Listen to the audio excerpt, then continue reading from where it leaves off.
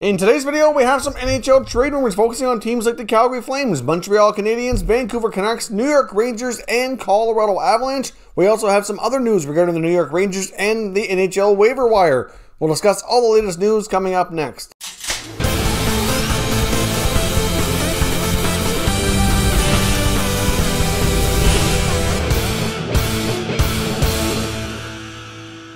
So welcome back to another video here at Top Shelf Hockey. Now, as I mentioned, we have a fair bit to cover today. I want to kick things off with the news from the NHL waiver wire. Now, nothing too major here. I'm not sure either of these players will be claimed, but we do have two guys on waivers for today. We have Troy Grosenick, goaltender, right now for the Edmonton Oilers, is going on waivers. So obviously that's a sign that they're either going to move him down to the taxi squad or AHL. If he ends up clearing, he could end up getting claimed to be somebody else's third string goaltender. It is quite possible, but he's on waivers today. We also have Dominic Tominato as well from the Winnipeg Jets on waivers today. Of course, he started the season on long-term injury reserve, so obviously that's an indication that he's ready to come back, ready to play, and they'll need to put him through waivers in order to assign him either to their taxi squad or to their American Hockey League affiliate. Of course, we'll find out around noon Eastern time tomorrow if either player is claimed and will have a new NHL home. Now, of course, I mentioned as well, we also have some other news from the New York Rangers organization outside of trade talk. Rangers are a team that's been heavily discussed lately, given everything going on with Tony Deangelo, and we'll get to him in a moment here. But right now, they've announced that Chris Drury has been promoted to associate general manager. I'm sure that gives him a nice hefty raise as well. Now, of course, Drury's been mentioned in numerous GM jobs around the league. Of course, currently the Pittsburgh Penguins are looking for a general manager. They were looking for permission to speak with Chris Drury on that vacant position. Permission was granted. The Rangers did determine they wouldn't hold him back from an opportunity to move up. He originally did put forth his name and was going to interview, but then changed his mind and withdrew from the process here and decided he would rather stay with the Rangers. Of course, they decided to make him a nice offer to stay as well. So obviously that's a good sign. A lot of the top assistant general managers around the league quite often get small promotions and a nice raise to stay put while they're waiting for that next opportunity. And he's certainly one of those guys. He's been involved with a lot of GM searches here in the last year or so, or even two. So we'll see how long he waits it out with the Rangers, though, because like I said before, Jeff Gordon's doing a good job. They have John Davis in there as team president. It's really unclear like how long he could be waiting with the Rangers for an opportunity to sit in the GM chair. But if he's happy, doing a good job for them, then so be it, and he can stay put for now. As I mentioned as well, we have some NHL trade talk from around the league. Let's start with the Colorado Avalanche. Now, this is trade talk that's something that we wouldn't see right away. It's something that would either happen in the offseason or might even involve their plans for the expansion draft. But there's word that longtime defenseman Erik Johnson, who has a full no-move clause, might be willing to waive that for the Avalanche to either facilitate a trade in the offseason or to be available for the Seattle expansion draft, with that being the more likely scenario. Now, of course, Johnson's been there a long time. He's a really high former first overall pick. Never really lived up to that hype, but still has carved out a decent career for himself. Battled a lot of injuries over the years as well. Johnson, of course, is the senior member of that blue line. They have a lot of young, up-and-coming, dynamic defensemen there in Colorado that they'd love to be able to keep together. And word is that he's such a team-first guy that he would do anything for that organization. And if it means exposing himself for the expansion draft to waive that, then that's something he might be willing to do. And of course, if he's willing to waive it for that, maybe they'd be able to move on from the remainder of his contract and find a trade for him that will work after the season is over. I don't expect anything like that to take place during the season. The Avalanche are a team that I fully suspect will, not only challenge for the playoffs, but be one of the cup contenders this year again. So I really don't see them subtracting in that sense. But given the fact that they have a lot of other blue liners that have to expose somebody pretty good if they can't get around that no-move clause with Erik Johnson. I mean, it's a situation now that teams are allowed, as of now that we're further into the season, they're allowed to start having those conversations with players that have a no-move if they would be willing to waive and make themselves available for the Seattle expansion draft coming up later on in the offseason here. But obviously they have Cale Makar, who won't need to be protected just yet. He doesn't have enough seniority built up. But then they also have Samuel Girard, they have Devon Taves, and they have Ryan Graves. And of course they have other guys coming up as well, like a Connor Timmins too, Bo Byram, but of course they're all exempt too. But still, if you're only going to be able to protect so many of them, it's going to be tough. Most teams are going to be protecting 3 defensemen. So if you had to expose either Graves, Taves, or Girard, you know that the odds of one of them getting picked in that expansion draft are extremely good, which would be certainly a blow. Thankfully, they do have the depth and the young prospects coming up to replace them, but ideally it's not something you'd really want to lose for nothing. So we'll see if Johnson plays ball and either agrees to a trade in the offseason or at least makes himself available for Seattle to make things a little bit more flexible on the organization. Now, as I mentioned as well, the Vancouver Canucks are another team I want to talk about here. There's a lot of talk around social media, a lot of it coming from the fans, some of it coming from the media, and many people feel that a trade is likely going to happen for the Canucks sometime soon, just to shake things up. There's a lot of people on the fire Jim Benning train right now. I know a lot of Canuck fans are unhappy with the start that the Canucks have had. Obviously, they had a good stretch of games there against the Ottawa Senators, but then quickly came back down to earth once they had to play Montreal again. The Canadiens have certainly own the Canucks this year, and Tyler Toffoli is absolutely crushing his former team with goal after goal after goal. So not only are the Canucks losing, but when you're getting burned by a former player that many of the fan base wanted to help keep around, it's not looking good for Jim Benning, and it's a situation that's very frustrating for everyone involved here on Vancouver's side of the equation. But given the fact that their blue line hasn't been good, we've even seen JT Miller not really be great himself. He's not up to last year's expectations so far, at least. And he, even in a recent interview here, kind of called out the team. I really said that, that they're just not playing well. They need to be harder on pucks and to be winning more battles. And he basically called out the whole team, saying that they're just not putting in enough effort. They're not good enough, and just there's a lot to be worked on.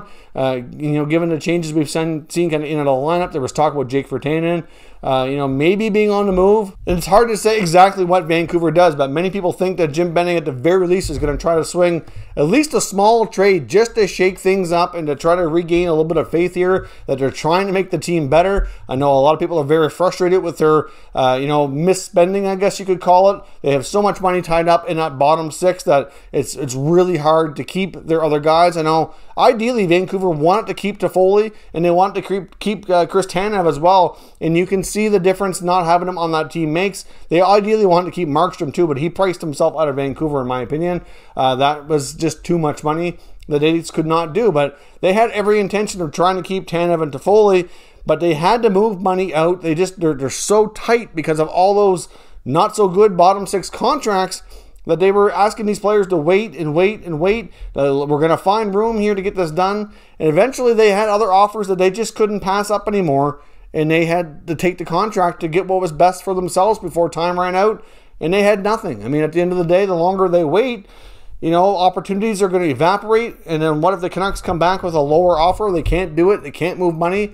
They could really kind of screw themselves over. So at the end of the day, I understand why those players did what they had to do, and they're having a lot of success and seem to be doing well with their new organization. So at the end of the day here, it'll be interesting to see if Jim Benning and company does make some kind of a trade here to shake things up, because they're just not going well. There seems to be a lot of frustration built up, and I do think that there is some reason to believe that Jim Benning's job might not be as secure as it used to be. I don't know if they're going to be looking to fire him just yet. I think it's a little early for that, but still, a lot of that cash mismanagement is really starting to show now after not being able to sign these players and have these players come back to haunt them during this early part of the NHL season. So we'll see what they do, but there is talk that maybe a trade, probably in the blue line, would be the most likely way they're going to start to see if they can kind of get a spark here and get themselves back on track. Now, as I mentioned as well with the Montreal Canadiens, there's a recent article from the fourthperiod.com confirming that contract talks between the Habs and center Philip Danault have essentially broken off and are going to be put on the shelf until the end of the season. So that certainly does not bode well for the future of Danault with the Montreal Canadiens. Now, I think it's fair to say that Danault hasn't had a great season. I don't think he's really been bad, but his line of himself along with Tatar and Gallagher were really good last night against the Ottawa Senators. Unfortunately, the Habs did lose to the last place Sens, but they themselves as a line had a really good game. I thought Danault was pretty good at both ends of the ice. But I do think it's fair to say that this year his defensive game hasn't been quite as good, and he's not putting up the offensive numbers like he used to, because he's not getting those offensive starts like he used to as well. Nick Suzuki's line has been getting a lot of that opportunity. So, it goes to show the deeper the team gets, obviously his role has been a little bit weakened and less offensive than it used to be. It was reported before he was offered a 6-year deal at $5 million per season, but rejected that offer, which I found very surprising. I don't know if you're really going to get any better than that, given the current circumstances of the NHL and the financial market the way it is, like, that's a lot of money for somebody who doesn't score a lot of goals. Yes, he's important. He's great defensively, solid two-way center, good number 2, really good number 3 on most teams. But, you know, I just don't know if you can justify paying Danault a whole lot more than that. And given the Habs' current cap situation, it's going to be tough. Even if they gave him that $5 million deal, put that back on the table here, and he took it, that's still going to create a situation where maybe his line mate, Thomas Tatar, maybe doesn't come back,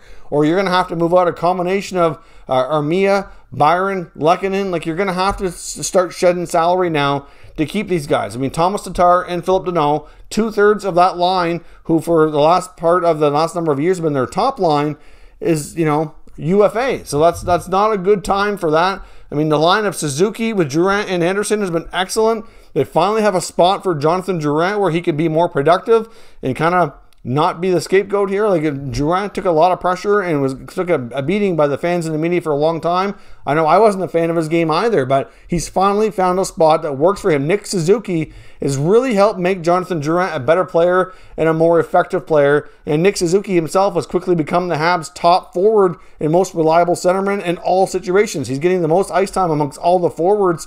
You know, that's kind of pushing guys like Danault down the list and making him, in my opinion, less valuable, which means it's not helping his price tag any. So we'll see what happens. I don't suspect Danault to be traded, but I do wonder when we hit to the offseason if they really want to keep him. And I think there's interest there, and I think there's interest on his part to stay, but they're going to have to find ways to move money. So the question would be, who as a Habs fan are you willing to give up to keep Philip Danault? I mean, I've asked this question before, but I find it quite surprising that they haven't been able to come to terms, that it's been so contentious in negotiations. It seems to be more so on his side, but that's all we're really hearing too. It's difficult to say what's happening behind closed doors, but, you know, it's just not looking good to keep him in the picture given what they've been offering him, what he's rejected, and how his season's been going. And I just don't think they're willing to give up a lot of extra depth that they've built up here in order to keep one guy in the fold when they have other guys like Kotkaniemi and Ryan Poehling waiting in the wings. They have more guys coming up as well. Like, you know, they need to be able to squeeze these guys in. Suzuki, Kotkaniemi, and Romanov are all going to need new contracts in a couple of years. They have to make sure they have room for that. And it's just getting really tight to be able to keep everybody together. So he very well could become a salary cap victim, if nothing else. Now, as I mentioned as well, a lot of talk about Sam Bennett of the Flames and Tony Deangelo, the Rangers. Of course, both respective different situations, but obviously Deangelo is being forced out by the Rangers, and Bennett would like a change of scenery with the Flames. Larry Brooks of the New York Post is reporting he believes that the two teams have interest and have been talking that they very well could swing a deal to move the two players, are both looking for a change of scenery here. Now, Eric Francis of Sportsnet that covers the Flames, he seems to have a different take, that the Flames don't really have the interest in Tony Deangelo. But according to Brooks, they really do. Now, he's the only reporter out there that's really making mention of this right now. I mean, even Bob McKenzie and Darren Dreger, guys on TSN and Sportsnet, Elliot Friedman, we've heard mostly like LA, Anaheim. We've heard a little bit of Calgary, but not really so much that it's going to be for Sam Bennett. We heard about the Detroit Red Wings being in the mix. So even though the Flames name has been out there, he's really the only one, in my opinion, kind of linking it being a one-for-one, like Bennett for Deangelo type of deal. I think it would have to be a little bit more. I don't think it'd be exactly one-for-one, and I'm not sure how that would work if they really wanted to do it. But at this point, I'm not really convinced that the Flames have interest in Deangelo. Based on what I'm hearing, like I said, I think the Californian teams were more likely, and they have to make it worth the while to the Rangers, because where they can do a 1/3 buyout at the end of the season, that to me is a pretty cheap option to get out of that contract. They'd only have a $300,000 cap hit next year and $800,000 a year after, so there's no way they're going to retain more salary or take anything on more than what they're going to have to pay out to them if they do the buyout, unless they can get an attractive asset in return that they like. And if Sam Bennett fits that description, then clearly maybe they would do that. But still, I mean, you'd have to think Bennett would be looking for more of an opportunity to be a solid number 2, number 3 center instead of a 4th-line center or a 3rd-line winger. And with the New York Rangers, I mean, I know long-term they probably don't see Ryan Strome being in the mix too long. But then you got Philip Danault, who's developing as well. Maybe they want Bennett to be able to compete with Danault, so they can have those two guys be number 2 and 3 down the middle. I'm not sure. I'm not completely convinced yet that there's a perfect match there and that these two teams will indeed complete a trade. But Larry Brooks of the New York Post seems to think so. So I wanted to bring it up in today's video and see what everybody else out there thinks, especially if you're a fan of either of these franchises. Would you want to see a Sam Bennett for Tony Deangelo trade? Do you think it makes sense for either side? And what's the likelihood of it actually going down? Let me know your thoughts down in the comments, and we'll discuss further. If you're new to the channel, consider subscribing and turning on your notifications so you don't miss any future content. And give this video a thumbs up if you enjoyed it. I'd appreciate it if you did. As always, thank you for watching, and I'll catch you next time.